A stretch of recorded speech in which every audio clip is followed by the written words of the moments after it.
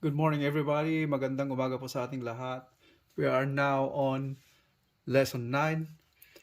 We have two parts. I'm splitting the lesson into two parts. Part 1 is simplifying radicals, and the part 2 will be solving radical equations. And last lesson 8, we dealt with exponent. Now, lesson 9, we will be dealing with radicals. So here on lesson 9, part 1, simplifying radicals, we are covering all aspects of radicals. That includes defining radicals, simplifying radicals, and determining the way how to simplify radicals and make sure radicals are all simplified into their simplest form. And we'll be dealing with addition and subtraction of radicals and multiplication and division of radicals. Now we're going to define a radical. What is a radical in the first place? Radical is indicated by the square root sign. So radical can be defined as an expression with the square root sign or the radical sign and the radicand, those numbers under the radical sign, and the index included. So like in this case, like in this example, the cube root of a squared. So the symbol over here, that's the radical sign. The three superscript right here is called the index, and a squared, that is the radicand. So the cube root of a squared is what we call radical. So this whole term right here is called a radical expression. So a squared, the element under the radical sign is called the radicand. And this square root sign is the radical sign. And the superscript outside the radical sign is called index. And radicals be expressed in different forms. Like this one right here can be expressed as exponential form, that is expressed as a to the 2/3. That's a fractional exponent. So a to the 2/3. And it can be written also as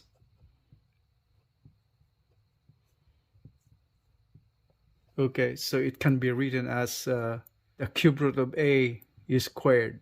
It's the same thing. And another example of radical will be the 7th root of x squared minus 2a. So this is an expression, algebraic expression, radical algebraic expression. So this is the radicand. It composed the two terms in the radicand, x squared minus 2a. So these are expressed in variables. And this is the radical sign, and the index is 7. And can be written also as x squared minus 2a exponent 1/7. So that's a fractional exponent. So whenever you see a fractional exponent, you remember right away the radical sign right there. Now we're on simplifying radicals, and there are rules to follow to make sure that the radical term is expressed in the lowest form or simplest form. So those rules have to be followed, otherwise you make mistake in simplifying radicals. Now in simplifying radicals, we have 2 points to follow to make sure our answer is correct, and the radical should be in its lowest form or the simplest form. First pointers on the pointers to follow. The final answer in simplifying radicals should contain no perfect square factor in the radicand. Second one is no radical in the denominator of a fraction. So, and the first one, what does it mean by that? No perfect square factor in the radicand. I'll give you an example right here. So that's the square root of 50. What does it mean by no perfect square factor in the radicand? If that means if you factor out the radicand, it should show like this. So what are the factors of 50?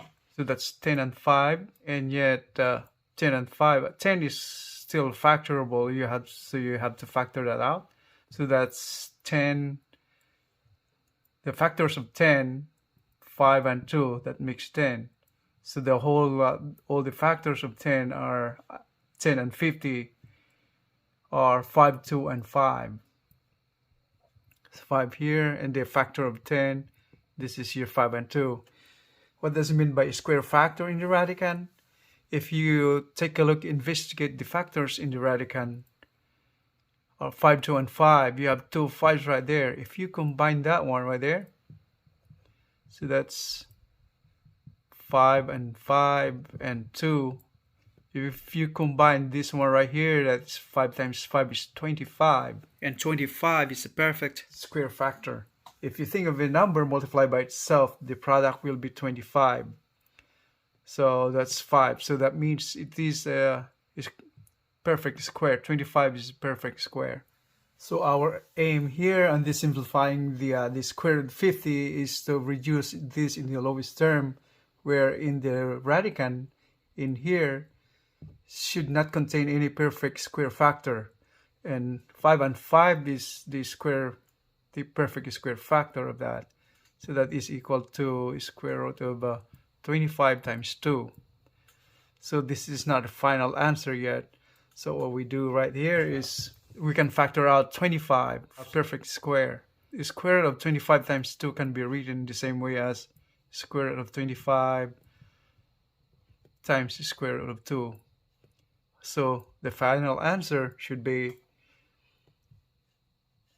the square root of 25, since 25 is perfect square, so that's 5, and times square root of 2, so that should be the final answer.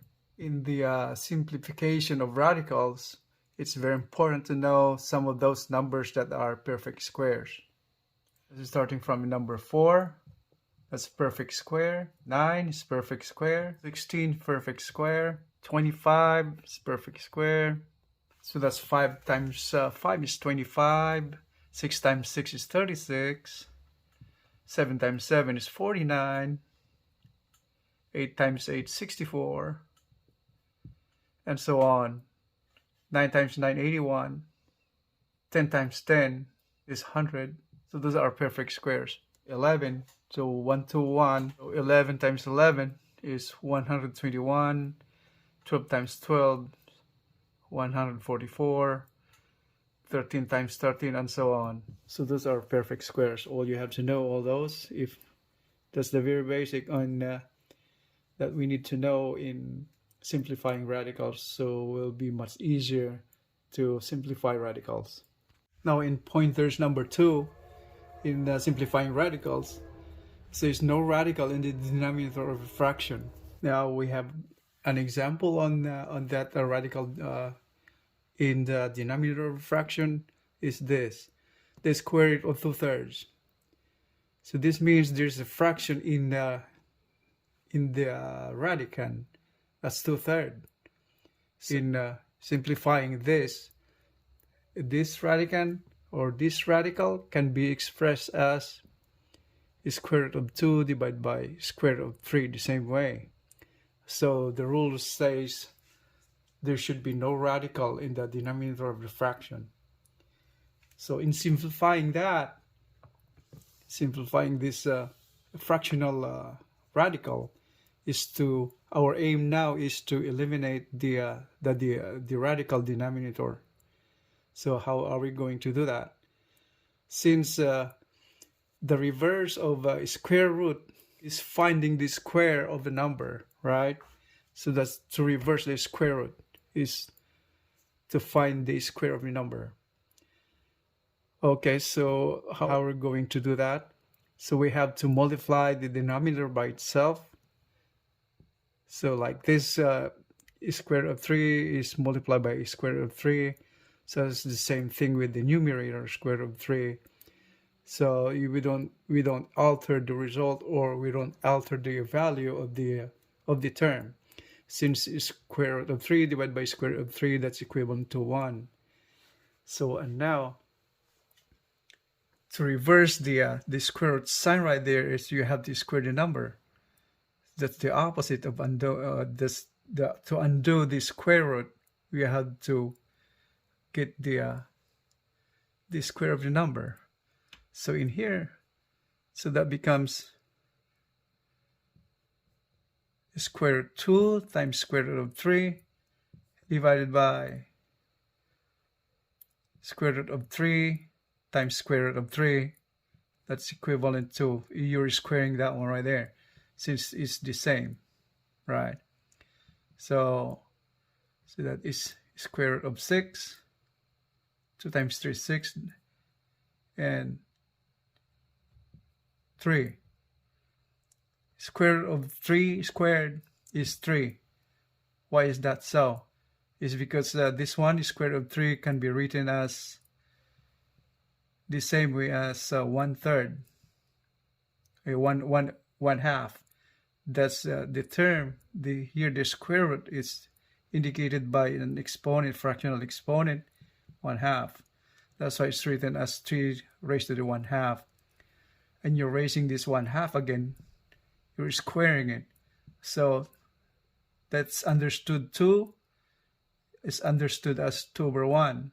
Since 1/2 times 2 over 1 is just cancelled out, it becomes 1. So it will end up to just 3. That's why we have ended up our problem is 3 over here. So that's the answer. So square root of 6 divided by 3. So in addition and subtraction of radicands, all you have to do is to consider the radicands. They should have the same radicand. If you don't see any radicand in the first place, to begin with, try to simplify the expression. If to gain grounds of having a similar radicand, in simplifying one of the terms, you may encounter the radicands be the same with the other one. In the first example, you have 2 square root of 5 minus 5 square root of 5. Since they have the same radicand, that's 5 right there, that means you can subtract this one right here. So it's 2 minus 5 is 3, negative 3, right?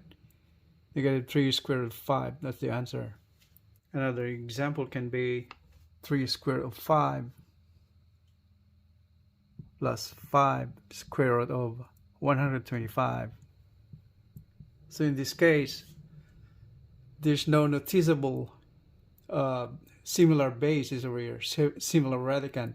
If you can see, this is square root of 5 and this is square root of 125. There's no similar radicand in the first place to begin with. All you have to do is investigate the other to determine if there's another factor in the radicand that can be the same as the first one, like in this case. So what's this? The factor of 125. So that's 5 and 25. So 25 times 5 is 125. Square root of 5 and 25. And now if you see this one right here, 5 and 25. Separate that out, it's the same. This is written the same way as the square root of 25 and square root of 5. And this square root of 25 is 25 can be written as square root of 5 times 5. So and the square root of 25 is written the same way as the square root of 5 times 5. And since 25 is perfect square, the square root of 25 is 5. So 3 square root of 5 plus 5 times the square root of 125 is 5 times 25. Now in simplifying further, we notice that 25 is perfect square. So we have to go back here, and that's 3 square root of 5 plus 5 times the square root of 25 is 5, right? So that will that's written as the square root of 5 times the square root of 25. This goes down to 5. This is 5, right? 5 times square root of 5 times 5 over here. So 3 square root of 5 plus this 5 times 5 is 25 is square root of 5. And now if you notice, they have the same radicand right there. All you have to do is proceed to regular normal addition. So 3 plus 25 is 28 square root of 5. So they have the same radicand right there. So that's the answer. So now we have another example over here. That's 2 times square root of 12 minus square root of 27. If you can see, there's no common ground for both terms right there. So investigate each term and simplify as much as possible to try to find if they have common radicals for each term. Now if take a look at this, so 2 times square root of 12, that is to factor the 12, so that's 4 times 3 is 12, right? And then the second term, square root of 27, what do you see on that one right there? What are the factors of 27? So 9 times 3, is that right? So 9 times 3, since 9 times 3 is 27. So now to gain a common ground or common radicand, if you can take a look at these both terms, we have 3 right there, we have 3 right there. So and the rule now also, the answer should not contain any perfect squares. And if you take a look, this 4 is perfect square and 9 is perfect square. So we have to eliminate those, so it should not show in the answer in simplifying radicals. So write down over here. So 2, let's put it right here. 2 is square root of 4 times 3 minus 9 square root of 3. So now we're looking at it now. They have common radicals over here now. So all we have to do is factor out those perfect squares right there, since we don't need that in our answers. So that goes to square root of 4, or this can be written as 2 square root of 4 square root of 3 minus square root of 9 times square root of 3. So that's the alternate way of writing these radicals right here. So now we come out, this one right here is equivalent to 2, and this 9 right here is equivalent to 3. So we have now 2 times 2 is 4 square root of 3 minus 3 times square root of 3. So our answer is coming out 4 minus 3 is 1, is square root of 3. So that's the answer. So this is square root of 3. So now we have another example over here. 2 square root of 5 plus 2 square root of 3. Is there any way we can add that one right there? Now there's no common, if you can see, there's no common radical in there. So there's no way we can add or subtract that one right there. So the answer is final the same way as that. So that's the same way as the answer. So that's the same. Since we cannot add that up, they don't have the common radicand. So we have another example on the board. 2 times the square root of x to the 4th y cubed plus 2x squared square root of y cubed. Now once again, we don't see any common radicals in the first place. I mean, to begin with, we don't see any common radicals. So all we have to do is investigate the terms and simplify as much as possible, try to find common radical on each terms. Let's investigate and take a look what can we do on this addition of radicals. So in here we can see that x to the 4th is perfect square. So this can be written as so So 2 times square root of x to the 4th y cubed square root of y cubed plus 2x squared square root of y cubed. Now you're starting to see that they can have a common radical right there now. By looking at these terms right here, and now you see that we're seeing common radicals right there now. So all we have to do is simplify again. So write it down on this side. It's equal to, so 2x to the 4th, that's a perfect square. All right, so that comes out to 2x squared. And just copy that one right there, y cubed. Then plus 2x squared square root of y cubed. And from here, and now it's getting clear that we have common radicals right there now. So all we have to do is proceed to normal addition of algebraic expressions, since these are the variables that are represented right here in these terms. So it's called algebraic expression. So 2x squared plus 2x squared, that becomes, so we add that up. So that becomes 2 and 2, it is 4x squared. Now all we have to do is just copy the radicand right there. So it's square root of y cubed. So that's the final answer.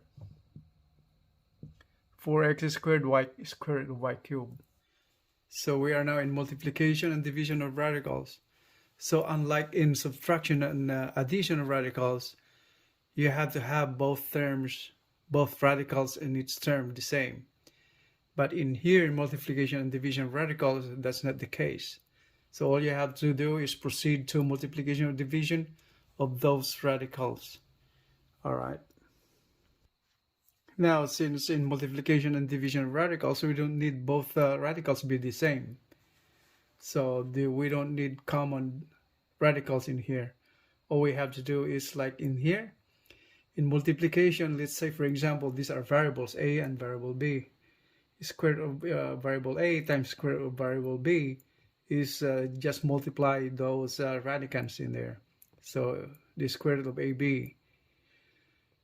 And in division of radicals, if you can take a look right there, square root of a divided by square root of b. In simplifying radicals, we don't need the radical on the bottom. There should be no radical in the denominator. So this reduced to square root of ab divided by b. That means there's no radical in the denominator. So how did we arrive at this square root of ab and divided by b answer right there? Since in here, in division is square root of a, square root of b. Once again, to simplify that, to remove the radical sign, all you have to do is multiply that by itself, right? Since so the opposite of or to undo the radical sign is you have to square that. So that means multiply that by itself. So this so by multiplying both of this with the denominator, you eliminate the squared sign right there, the radical sign that comes up to, so b, that's the denominator, and this comes up to a times b. So that's how we arrive at that answer right there. Okay. All right. And now we have this first example over here in multiplication division of radicals. Now 2 square root of 3 times 3 square root of 5. So now we don't need the similar radicals in here in multiplication division. So, and since if you can see, we have the coefficient over here 2 and 3, and the radicals are different. Look at that, square root of 3, square root of 5. All we have to do is proceed to multiplying both coefficients and multiplying those both radicals. So 2 times 3 is 6. multiplied by 5 times 3 is 15. So that's the answer. Multiply the coefficient and multiply the radicand. Now we have another example on the board. 2 times square root of 16 times 3 times square root of 81. Now if you can see, they have both coefficients right there now, and they have the different different radicals. So multiply both coefficient. 2 times 3 is 6, and now it's square root of 16 times 81. Okay, so all we have to do is get the product of this one right here, or it can be written as the same way as if you would like to simplify those. If you notice, these are perfect squares, so that's equivalent to square root of 16 and square root of 81. So we come up to over here, 6 times square root of 16 is 4, and square root of 81 is 9. So all we have to do is find the product of that. So 6 times 4, 24, times 9. So the product of 24 times 9 is 216. So that's the answer. So we have another example over here.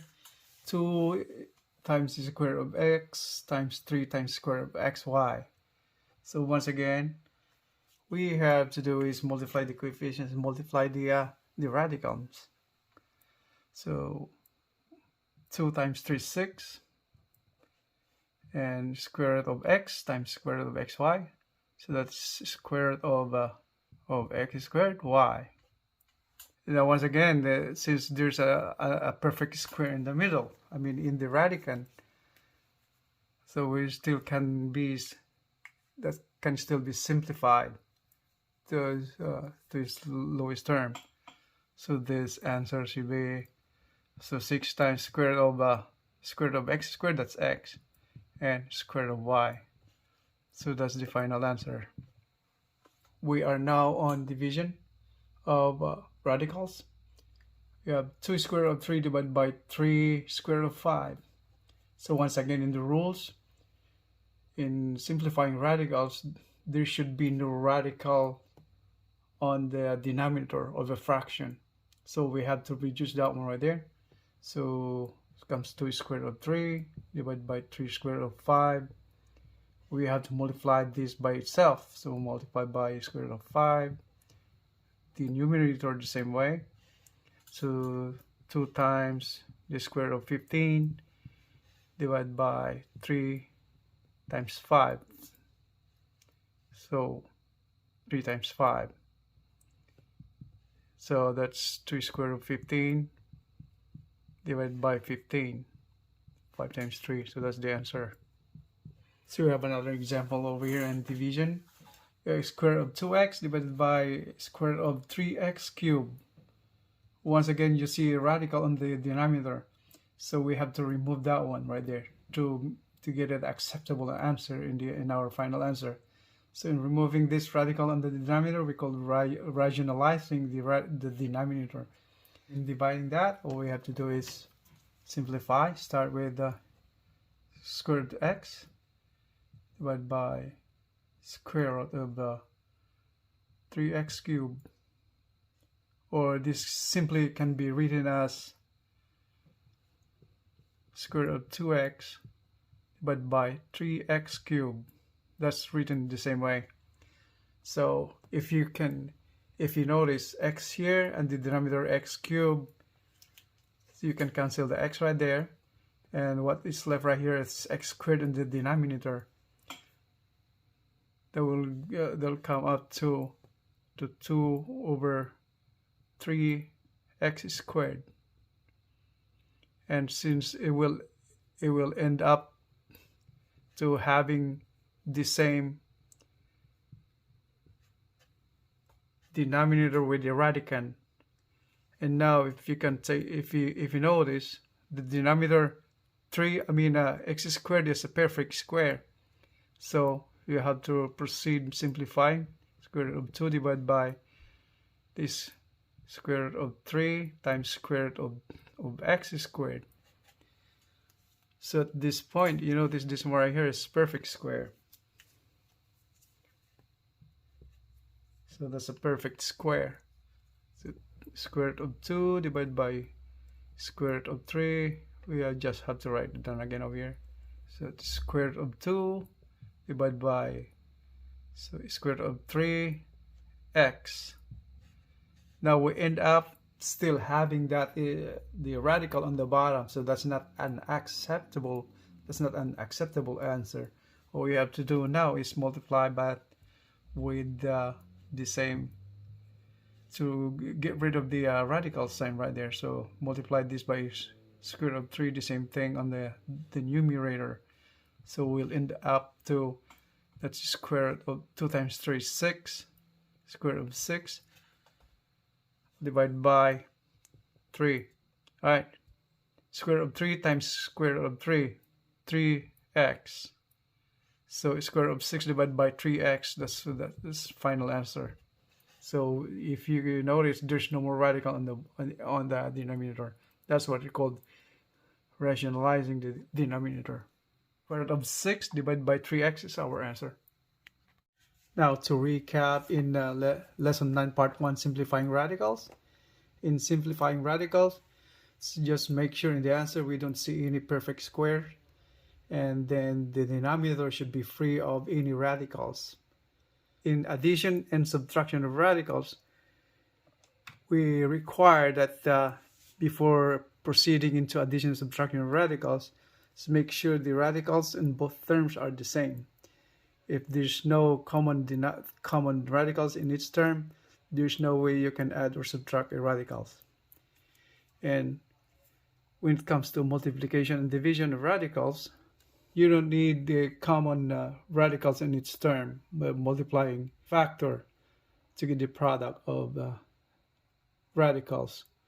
Like in here, a and b, square root of a and b is equal to the square root of a and b. Just multiply that. In division, whenever you see the denominator containing any radicals, you have to get rid of that radical sign in the denominator. That's called rationalizing the denominator. So in order to remove that, all you have to do is multiply the denominator by itself. So like this example right here, that denominator contains the radical square root of 3 right there. All you have to do is multiply that by itself to get rid of that radical in the denominator. So that's the end of lesson 9 part 1, simplifying radicals, involving multiplication, division, addition, subtraction of radicals. On lesson 9 part 2, we will be solving radical equations. Thank you for watching, guys, following my lecture.